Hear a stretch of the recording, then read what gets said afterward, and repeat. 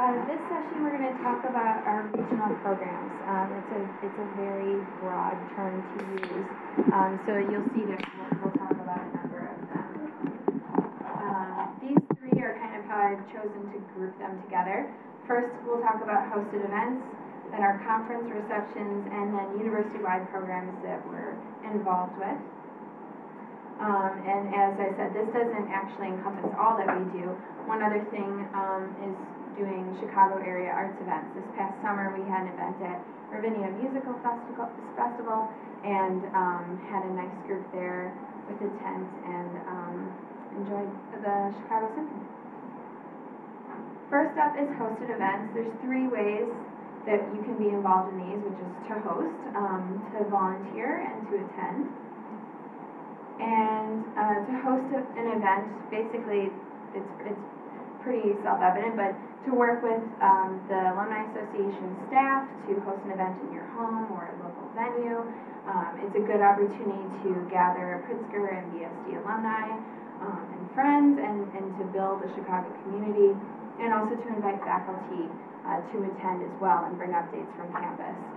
I mentioned building a regional Chicago community, and that's, we talked about earlier in our session that Dr. Becker found out that one of his classmates lived around the corner from him. Well, that's a way to learn about that and to get involved with people in your area that you may not even know live there.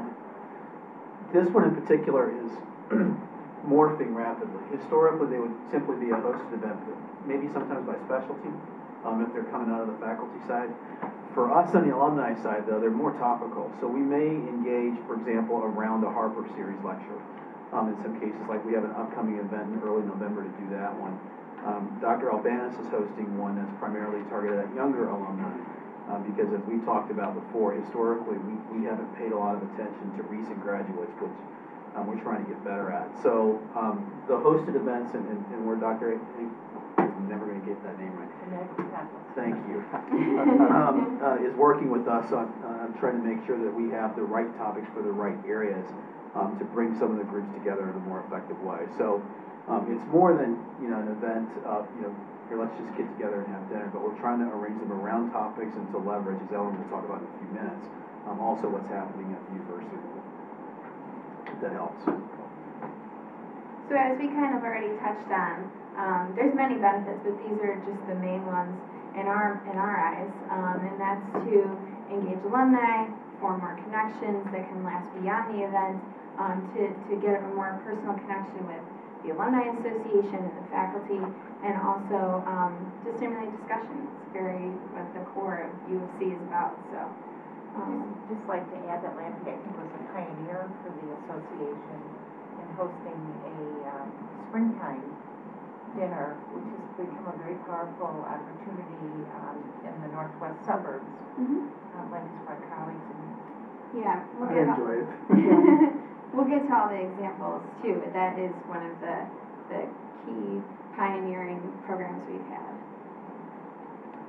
So volunteer and attend, you can co-host or just help out that day with greeting people and working with whoever is hosting the event to encourage attendance by reaching out to other alumni, emails, phone calls. Sometimes an invitation from the Alumni Association just doesn't do it. People really want to hear personally from others who will be attending and say, hey, I'm going to this. Maybe you should come too. And then also to, of course, connect with other alumni and the faculty and staff like we mentioned. So here are some examples of events that we have done in the past. Dr. Baum and his wife hosted our former dean in their LA home when he was new to the position. Just recently, this past April, Dr. Cutler, who graduated in 1980, him and his wife hosted an event in their home in New York. And this was the first event we've done in that area for, I think, over 10 years. And that was actually integral to starting a life sciences industry group, which I'll touch on what that is later, but it was a really good way to make connections there. Drs. Friedlander hosted David Meltzer in their Southern California home. Dr. Norman Leaf hosted Dr. Song as he came into his position as Chief of Plastic Surgery in Beverly Hills. And then also, just this last year, Dr. Calica, whom I mentioned earlier, he hosted or co-hosted with some of our colleagues from Booth a workshop on healthcare in Scottsdale, Arizona. And Dr. Agustopoulos, as we mentioned, does an annual dinner in the northwest suburbs at a Greek restaurant. And he actually invites Dr. Humphrey usually and a few students, so that's kind of how that event comes together. Dr. Whitney and his wife, Dr. Chu, will be hosting a group of dermatology faculty and alumni this year. And then also Dr. Albanis will be hosting an event this November as well. And I'll invite her to just talk about the reason behind the event while I pass around the invite. Thanks, Ellen. So one day, I think late spring, Jill and Ellen found me and introduced themselves, and like I mentioned earlier, I think they've done a tremendous job, because in that first meeting they got me engaged very quickly. As I said, you know what, I was a pretty active student and resident, and I'm still on campus on faculty, and I practice in the area, and I just feel disengaged. And I think a lot of that is my fault, but I think we can do more together. And they listened, and I think we've met almost weekly ever since then. And I've got re-engaged. And one of the things we came up with quickly is hosting this event, and my husband and I are very excited about it. And part of it is, what Bruce was saying, which is there are so many alums in our area, specifically in Chicago. A lot of friends of mine from the medical school, and I haven't kept in touch with them.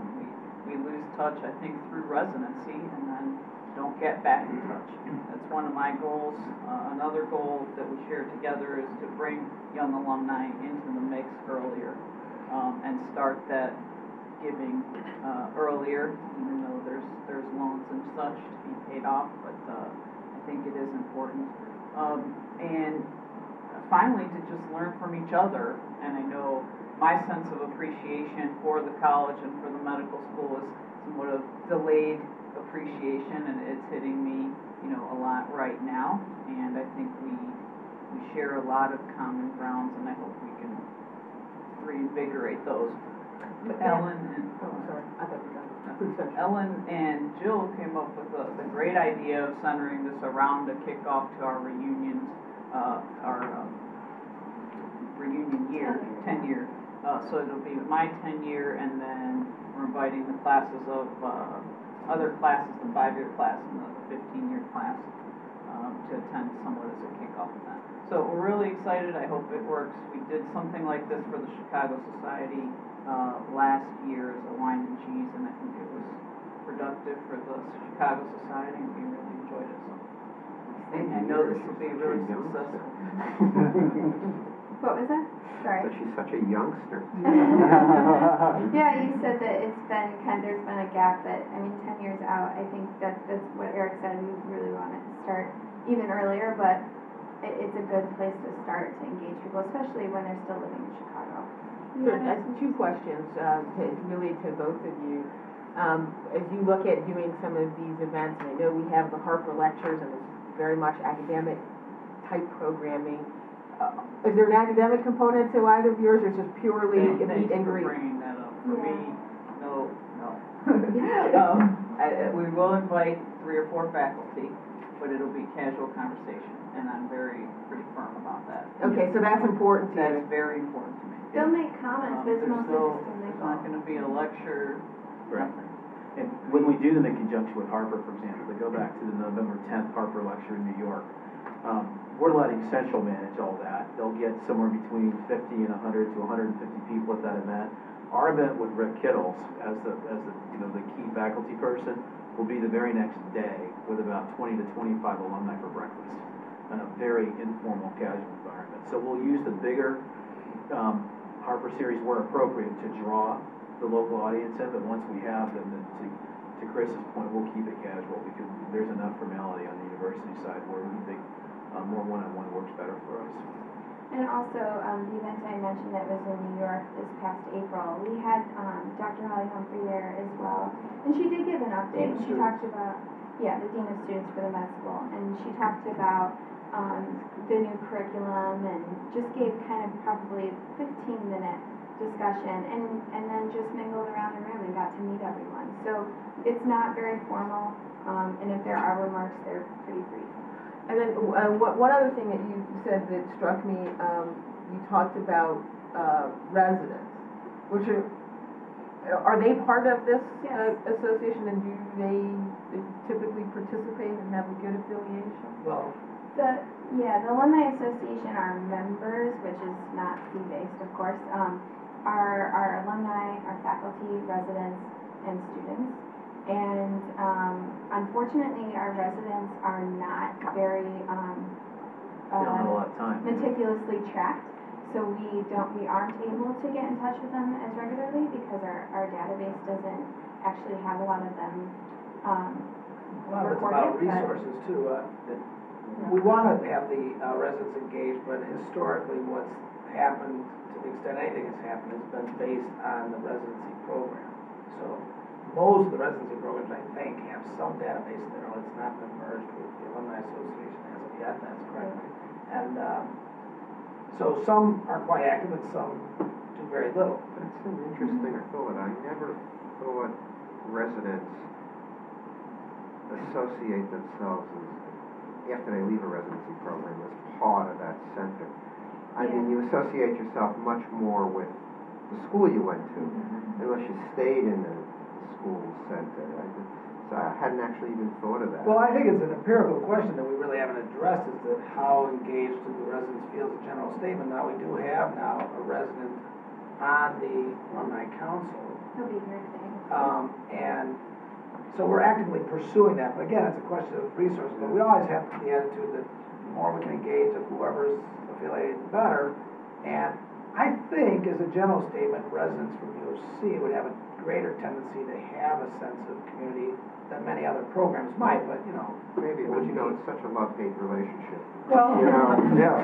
And they're well, in dermatology, that's really true of all of the divisions, isn't it? So. Well, and I would add to that the resident engagement is institution dependent.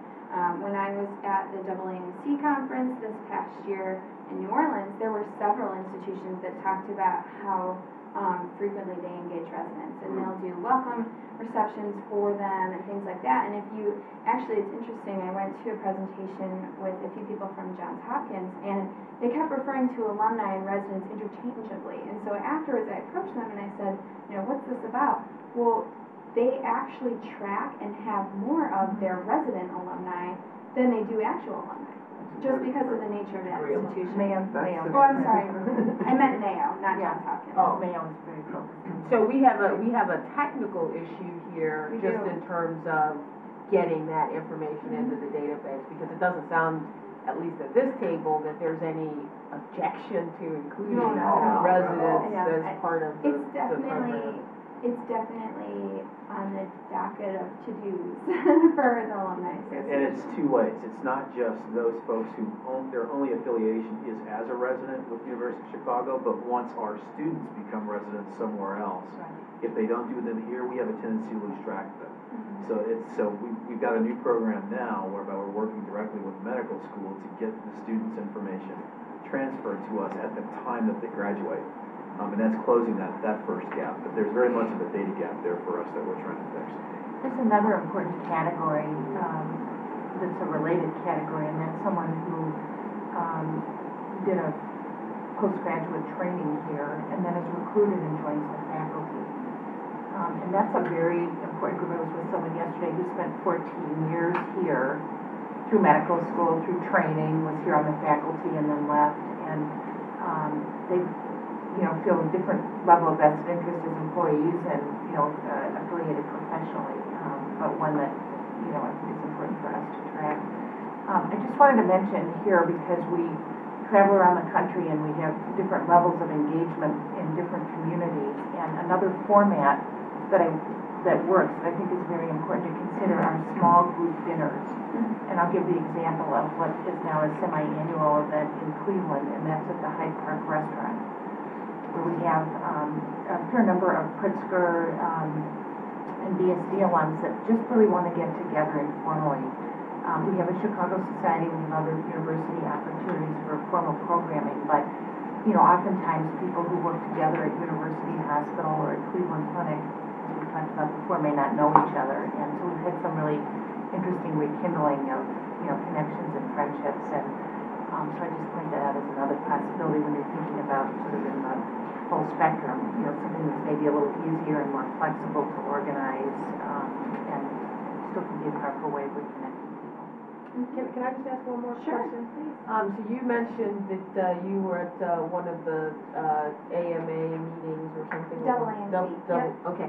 So to what extent are we organizing events around those professional organization That's meetings? next on my Okay, slide. very good. Sorry. I hate to be the straight man here. So this is something that we have done in the past and we want to do more of, which is receptions at the various medical and biological sciences designated conferences. And we have, these are just examples of ones that we've done before, which is American College of Surgeons, American Society of Actually, that Dermatology. should be changed just so you know, American Academy of Dermatology. Oh, I'm so sorry, I even looked it up. Sorry. Sorry about that. American Academy, sorry. And then Biotechnology Industry Organization, and as I mentioned, the AAMC. And we are doing one coming up. I'll pass this around as well. This is our invitation to a reception with Dr. Holly Humphrey and several of the Pritzker faculty who will be at that conference in Boston on November 9th. So that's kind of a come one, come all Boston area alumni, and then it's also advertised in the conference material. So anyone who's at the conference can come as well, and hopefully will come. So Eric and myself will be going there, and that's another way for us to just engage anyone who's willing to stop by, chat, have a beverage and some hors d'oeuvres. Can I suggest something? Yes. Go ahead. Let me suggest something stupid. Do any of you know what the head of the Charles is? Yeah. Head of the Charles is the largest sculling boat race in the world. And every fall they have it on the Charles River. Believe it or not, UFC has a tent, okay, which is kind of dumpy. And well, no, actually, most don't. There aren't as many as you think. But that is a thing where you can reach out to a lot of local area alumni, and not even local people come from all over from this. And you ought to actually beef up the tent and really reach out to alumni to that event, because it's a 2 or 3 day event. It's not just a 1 hour event. It's I think you should take advantage of it, because a lot of people go to it, and unless you knew UFC had a tent, you probably wouldn't even see it, because they're just, the tents are in a certain area on the Charles. They're not necessarily they're not necessarily where you might be, but if you played it up, I bet you a lot of alumni would attend. I did see that the University Alumni Association has that on their website, but that's something that I'll get to in a little bit about how we're combining efforts with them more frequently and would reach out to our alumni individually as well. Did you have another question? I did. I just wondered, to what extent are you able to track the people who come to these events? It's probably easier to track them if it's a small hosted dinner in your home. Exactly. But if it's a wine and cheese reception at a conference, can you capture that as well? Well, we do have an RSVP. We have a toll-free number at our Alumni Association that 2 of us answer, and we have an alumni email address that we'll ask people to RSVP to. As far as those coming to the conference, we'll probably just have a sign-in sheet, much like we did today, and ask people to sign in, and then we'll have to manually go in and enter them and make sure that that's tracked, so we can continue to reach out to them and make sure that their information is up to date. This fancy little name tag maker too that we can make right on the spot. Yep. And once we do that, we can type their information in, and that's another way that we capture it. Yeah. That's cool. So it's kind of old-fashioned, but We have some receptions at the American Heart Association, the American College of Cardiology meetings, almost every time. yeah. And You those are yourself have? No, I think the university It's organizes it, responsible. Yeah, it's been very one-off. I don't know the complete history of it. I'm sure if Holly Haddon was here, she could talk a little bit more about it, as she's been with the organization for over 10 years. But yeah, I mean, that's something that we want to just continue to do. Can I make just one comment too? We're thinking about at the ABG how we can support these kinds of efforts, how the Alumni Association alumni, that's right, I went to women's college, so I often say that, Alumni Association can support these kinds of efforts. And of course, there's a little bit of resource management because, geez, there's so many subspecialties and so many conferences, and which are the conferences that we should support, and what is the mechanism for deciding which of those conferences is some things that we could do some help in thinking about. Yeah, this one is a good example because with the AAMC, Dr. Humphrey has always tried to do some kind of dinner or something. But for instance, I think last year the conference was in San Antonio where we just don't have a lot of alumni. So this time they knew it was going to be in Boston. They came to us and said, you know, we usually just do a small dinner, but we know that there's a lot of alumni in Boston who want to be involved. Let's partner and try to do something bigger. So I think it does have to be the perfect combination of where is it, do we have a lot of alumni in the area, and frankly, are there volunteers on the ground that will be able to help us and that we know we can count on them to be there and count on them to ask their fellow alumni and friends to attend. But your point about resources is an important one, because the invitations that Ellen's passed out, we do those in-house. So our staff will craft the content, and then they will actually physically produce the piece. The only thing we don't do is physically print it. We'll use an outsource for that. So there's that. We manage the lists. These were both printed in-house. Were they? Okay. And the lists we manage internally, communications for the event, whether it's electronic or hard copy mail, we do as well. So there is some degree of staff limitation to it, which is why when you see in other slides, when the university is doing something, we sometimes will tag on. The other piece of it, too, to Lampy's point, is sometimes the faculty over at the hospital will do an event, and we may not know of it. And so also to Bruce's point about what the university's doing, we have a pretty good connection with Central Alumni Office, less so specifically with what the faculty may be doing. So I've got a peer on the other side of our organization who runs the program side for faculty. And we're beginning to have a much stronger dialogue about, okay, what are you doing in dermatology? What are you doing in cardiology? What are you doing in radiology, et cetera, in pediatrics, in terms of where events are and how you're trying to attract alumni to them so we can be better integrated. But we're just beginning that process. But I think Lampy's point, which you're touching on, is that every subspecialty has an annual meeting. And at every annual meeting, it's published in our programs. You know, the University of Chicago Alumni Association is hosting an event on October 24th at this location. It's, I assume, sponsored by the residency programs. So if we can at all merge those, the UG can help with that, that'd be great. Yeah, I didn't realize that every subspecialty was a thing. Our annual meeting is coming up in 2 weeks in San Francisco. So I think where we have tons of alumni. Right, so but I think we're talking about two totally different things, though. What I'm talking about right now is ophthalmology meeting, ophthalmology alumni. So the University of Chicago residency program is hosting their resident alumni. Okay. You see what I'm saying? Yeah. So if we're at all going to reach out to the residents, that's one of the ways to do it. Yeah. I like your point too, which is totally a side thing. Where there's a ton of alumni in San Francisco, can we merge that together too? Exactly. They're two separate issues. Yeah. Yeah. Someday we might even try to get them involved with the reunion. Someday. There you go, thinking. No, but just talking, and I'm now realizing it's my 5-year residency reunion too, so I'm going to invite my 2 co-residents to this event. That sounds great. Ellen, how can you mail to people AAMC? To people coming to the conference, that is something we're still looking into because getting those lists are not easy. Yeah. You often have to pay for them, which... If we're members of the association, in the case of AAMC, Dean Humphrey is, and we use her membership, that when they get closer to the event, they will produce a previous participant list and a current participant list, and we'll cross-reference it. Okay, and they will individually mail those on. I'm going, but. we're for this one in particular, we're trying to rely on email just to save costs and postage, and also because the AAMC is advertising it for us for free in all their conference materials. So we're hoping based on that people will see that and come. That'll probably be the best thing. Yeah, but they just haven't produced the list of conference attendees for us yet.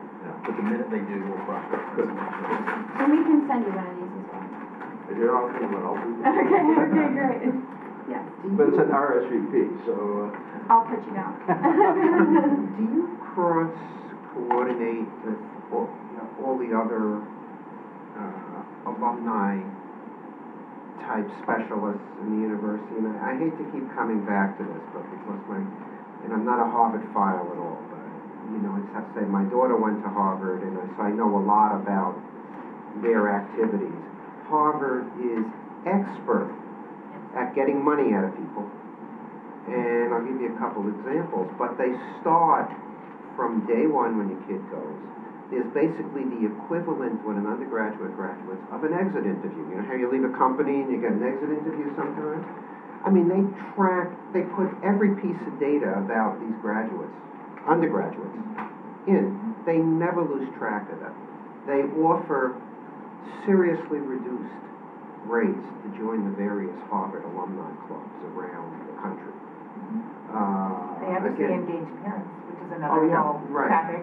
So when the kid comes out, they've tracked them. They basically put a GPS in the kid, and they're going to track them forever. And they're already trying to get them into the network of the undergraduate. Remember, Harvard, like you see, is pretty inbred. So, I mean, you know, they go to the medical school, they go to law school, you know, and it all keeps building on it. And I think you should, I mean, they're so good at this. I'll give you an example. At parents' meeting we go to every year, an alumni council meeting type thing, similar to this. They have they correlate it with their 5-year, you know, whatever, reunions. The class of 1940, every person who was still alive gave money. Every person, 100%. The class of 10 years before. We can't even do that with the Alumni Council. The class of about 10 years before, that year raised $96 million for the university. A single class. You know, so I think you got your work cut out for you, but you have to look at maybe how they do it, and they start from day one. Not just grab them when they're a resident. Grab them from the time they're year one in the school, become the resident here, and go on to future careers. To give you a sense of how much the Medical Center Alumni Association believes that, my position didn't exist 4 months ago. And we're beginning to crawl our way through the process, and hopefully we can grow over time and scale to something like what Harvard's doing. Jill's position wasn't there a year ago. Ellen's position wasn't here a year ago. So the university has made a commitment to do exactly that. Of course, they're not going to allow me to staff at Harvard's level right away, as much as I will continue to ask. But your point's absolutely right. My informed history, and I'm sort of mentioning it earlier, you know, from a 4-year land-grant institution that in 5 years raised $800 million from folks that don't have, you know, the career credentials that the University of Chicago Medical Center and Biological Sciences folks do. But it's about more than that too. We have to effectively engage you in these kinds of volunteer efforts. So they're not mutually exclusive, but we hear you. We're trying to get better. We're trying to walk, you know, to crawl first, walk later, and then eventually be sprinting. And as part of that as well, we spend a lot of time benchmarking folks like Harvard. How do they do it? How are they staffed? You know, what is their return on investment for that staffing level? We look at a lot of statistics to make sure that we're aligned. And then the last thing I would say, which I think you're going to get to, is relative to our ability to leverage what's happening at Central. You know, where there's, on my staff, I have 3 alumni fundraisers, and Ellen and I, on the alumni relations side, exclusively with a lot of help from the fundraisers, you know, we have to rely a lot on what Central is doing because there are 250 people over there managing programs and events across the entire country. And you know, so we're getting there. We hear you. You're absolutely right. So I just wanted to affirm for you that we're just at the very beginning stages of that. For the benefit of the venture capitalists here, do you know how much of the Harvard endowment was invested in their own investment company? You know, their famous investment company. So Harvard and Yale both are aggressive in their pursuit of alternatives. I think Yale prefers to invest through managers. Harvard prefers to They have their invest own in-house. through its in-house thing, and I don't really know, but I've got 110%. Yeah, okay, there you So go. they borrow all sorts of money to fund it, and when the crash came, that's why Harvard lost, I don't know, $10 billion? I don't know how much they lost. Well, I can tell you that, you know, That's about right. their cost of capital at one point made that look like an attractive opportunity, and because I remember being at a board meeting, I'm not on the Harvard board, but I'm on another college board. Somebody said that. We should borrow. I was like, I don't think so. Fortunately, we dodged that bullet. I just wanted to add two things. One, to your point, Bruce, we have a growing association with what's called the Unnamed Society through the Medical Center Development Department, and that gives us improved and increasing access to be in contact with peers for institutions that we think experience something like what we do. We have a very active feedback. I get feedback from a lot of alums about, this is what I've seen at Mayo, or this is what I've seen somewhere else, and I think this is a great opportunity to encourage all of you. If you see a piece of literature, if you see a program, if you see an idea, I'm going to speak for all of us and say we really welcome that, and sometimes it comes in the form of an email or a mailing, or, I think that's important, so that's an active dialogue. The other thing is that I find that alums around the country are increasingly thinking of themselves as University of Chicago alums, which is it's a basic statement, but that means you can go on trips with us, you can go to Chicago Society. Chris and her husband are very involved in the Chicago Society. We want to try and continue to message to our alumni that there are a lot of benefits besides just the medical and biological sciences division alumni affiliation, and we have a very high percentage of our alums that subscribe to the University of Chicago magazine, which I think is interesting, and then are also paid through the Oriental Institute or other venues. So the more that we can get the messaging out about all the benefits of association with us is more important. And finally, to Eric's point, and he's being extremely humble, the amount that these three have done since they started, they're not crawling, they're trying to fly. And yet, congratulations, I'm serious, I've never been this excited about alumni. One thing that the APG can do, which Bruce brings up an awesome point, is help merge these the successful events of each of these development programs throughout the college and the graduate programs, so that they all know each other, first of all, and work together off of their successes. So, I think that's the best practice thing. You're totally right. A successful event at the law school, there's no reason we shouldn't be able to mimic that at Princeton. I agree. So, yeah, I reinforce Chris's point. I think I was there when we actually started crawling. So we are now walking at least. Because when I came on board the Alumni Council, I was able to state that, to the best of my knowledge, I had had no communication from the university whatsoever since I graduated, despite going on as a resident and a faculty member, except by way of my ex-wife. So I got her stuff from the university, but I never got anything. Until about a year or so before I came on board the Alumni Council, around the year 2000, I finally started getting my own version. I don't know how they caught up with me. Whereas when I graduated from undergrad, I don't think Rice University necessarily sets the trend, but I got stuff right away and never was broken despite many moves and such. So we've come a long way. Can I ask one more question? I'm sorry. You guys can throw me out of the meeting. I don't have a ton of slides, so this is great. Okay, fair enough. So you talked about trying to engage people in your division really when they're still students here. Right. What are you doing, if anything, on that? So our first session was all about our program called Chicago Partners. Okay, sorry, I don't mean to distract. No, not at all. And we can talk more in depth because they actually sat, all of them were in here for that. But we have a program called Day in the Life that we engage our first, second, and third year students in, and that is an opportunity for them to shadow our alumni around the country during their spring break. Okay. That's for our medical school alumni, or our medical students. And we're hoping to be able to do that as well for our BSD students. And then we also have alumni host our fourth year medical students in their homes when they're traveling for their residency interviews. We do on-campus lectures for the students that our alumni are involved in. and we're growing more ways, but those are the main. And those things are very clearly branded, More MBSAA. Yeah, they are. They are. I think that we still have work to do on that. I think that the Alumni Association is getting more of a name before, and I myself go and speak to the students at their class meetings about these programs to kind of put a face to the Alumni Association, and also just to continue mentioning it to them. We work very closely with the Pritzker staff as well, and they help us to brand that. I should add a number of other things that we do. We sponsor the clap-in. Yes. Which was, I think, was UC the first one to have that?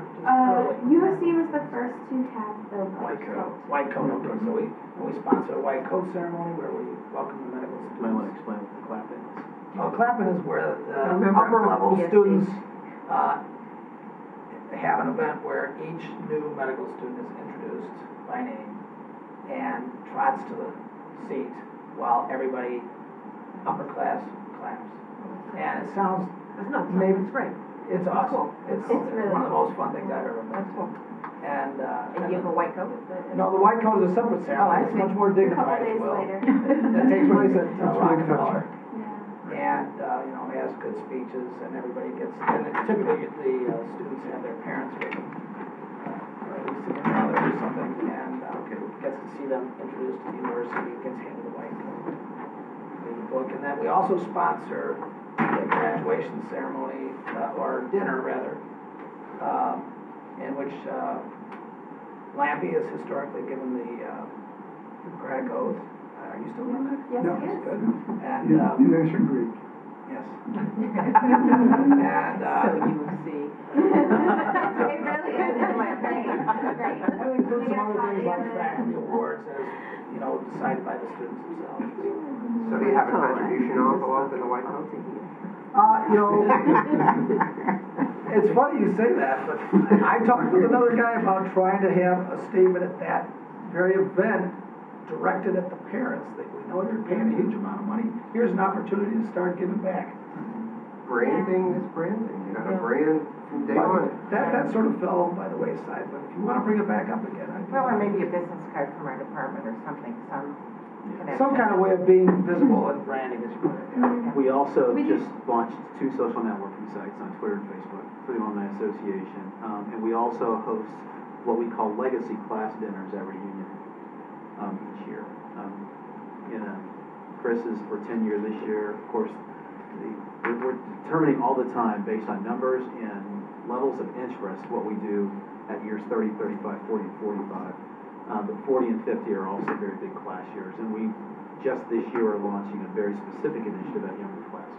We're staffing them for the first time. And as a grad student, I should point out too, we have a graduation dinner for the PhDs as well. Yeah. So it's the same night, and they're both at the Same Drake venue Hotel. historically. The Drake. Yep. We also staff the Honor Society graduation timeframe events, which is an exciting time as the students are getting ready. So let me just follow up on the graduate student thing. Graduate students, it's tough to think of them in classes, right? Well, right. They sort of come in and they kind of move off to their Very lab and they don't graduate at the same time. Anybody that talks about doctors being like herding cats, I say, no. PhDs are the cats. Very hard. Especially since some of them take 25 years to complete the dissertation. We're cutting down on that. That is something that we're constantly working on. The medical students and medical alumni is a little bit easier to structure, but as we have more staff in place, we're constantly working on it. And these folks are actually really, really good at reminding us that we have to have a BSD representative. We have to continue to make sure that we have both sides equally represented and forming their opinions and telling us what they need from us.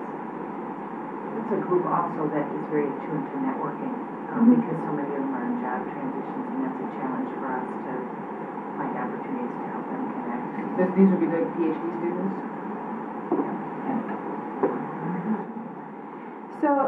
So we've been talking about this a lot, but I'll finally get to it.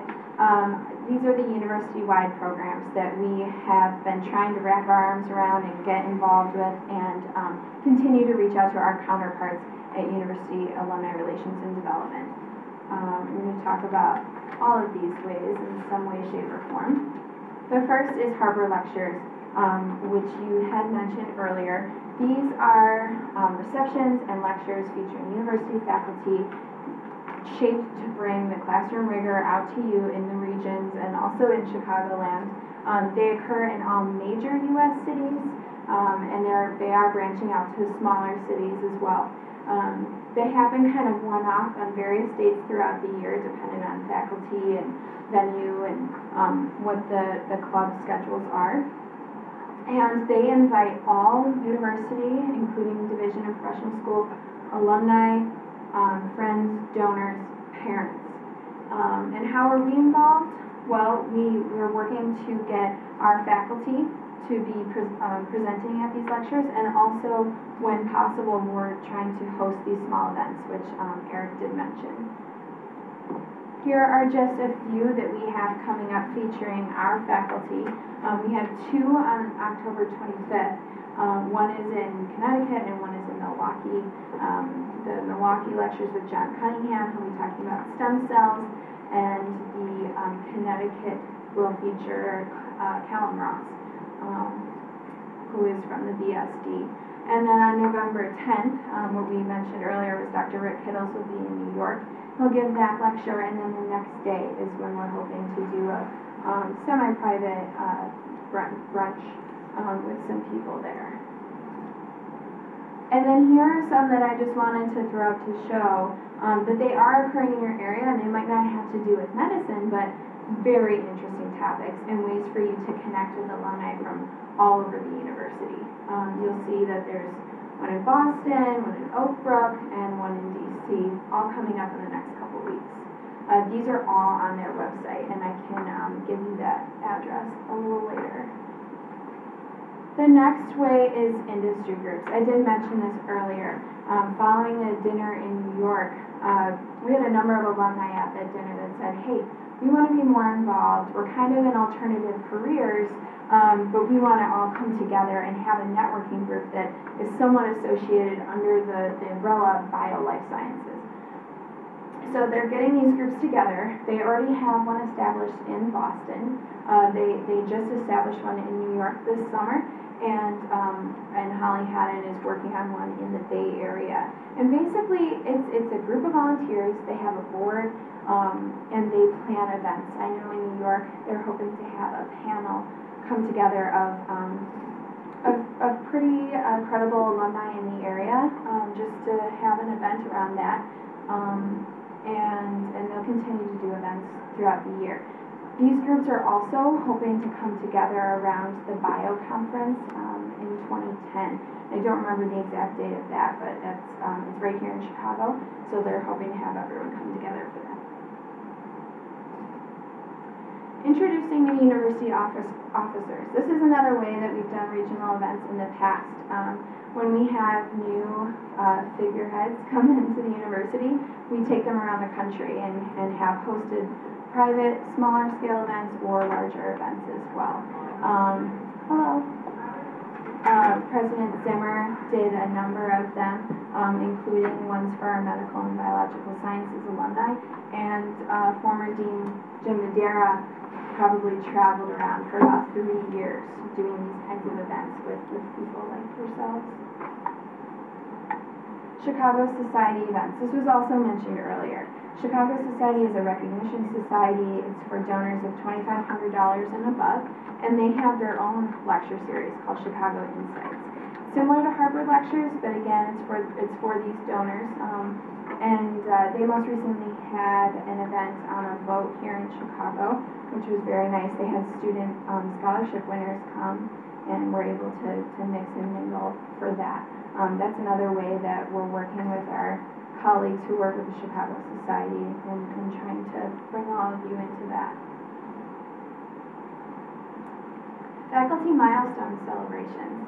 I should have brought an invitation for this, but you may have known about the celebrations for Dean Syke Hamill's 90th birthday, but after Janet Raleigh has had such success recently, we've been doing a number of events for her.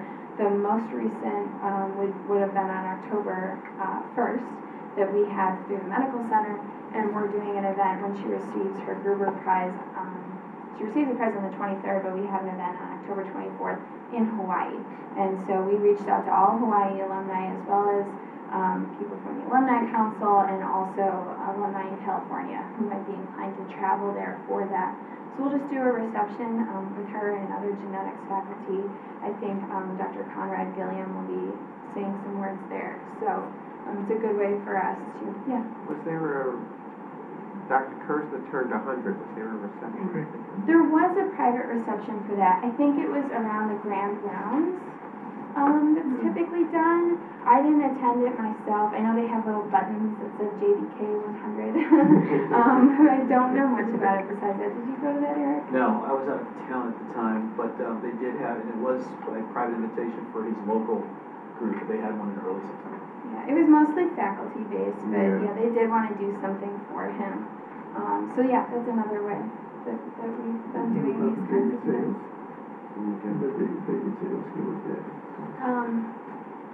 And then another way that we kind of do these events and partner with our colleagues in Central is addressing pertinent current events. Most recently, the example is the Chicago Contributes program, which Dr. Becker went to, and that was in DC, and they did a full day of panels.